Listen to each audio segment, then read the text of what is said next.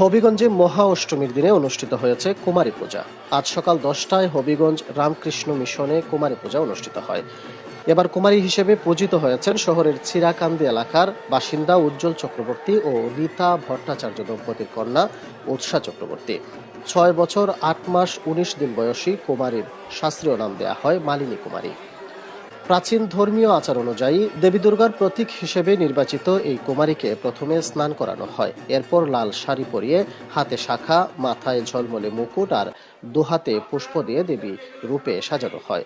পূজা মণ্ডপে আনুষ্ঠানিকভাবে বসানো হলে পুরোহিতরা মন্ত্রোচ্চারণের মাধ্যমে তাকে দেবী দুর্গা রূপে বরণ করে নেন। কুমারী পূজাকে ঘিরে সকাল থেকেই রামকৃষ্ণ মিশনের পূজা মণ্ডপে ভক্তদের ঢল নামে। জেলার বিভিন্ন স্থান থেকে নানা বয়সী হাজারো মানুষ ভিড় করেন পূজা প্রাঙ্গণে। ভক্তরা দেবী রূপে সজ্জিত কুমারীকে প্রণাম ও পূজা দেন। পরিবেশ জুড়ে ভক্তদের ভক্তিমূলক গান, আরতি ও ধূপ ধনুর ঘ্রাণে এক ভিন্ন আবহ তৈরি হয়। এ সময় পূজা মণ্ডপে উপস্থিত ছিলেন স্থানীয় সনাতন ধর্মাবলম্বী নেতৃবৃন্দ এবং রামকৃষ্ণ মিশনের সন্ন্যাসীরা।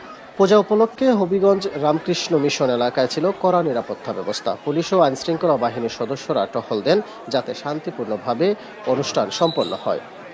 ভক্তদের মতে প্রতি বছরের মতো এবছরও কুমারী পূজা তাদের মনে এনে দিয়েছে ধর্মীয় আবেগ ও ভক্তির বিশেষ অনুকরণ।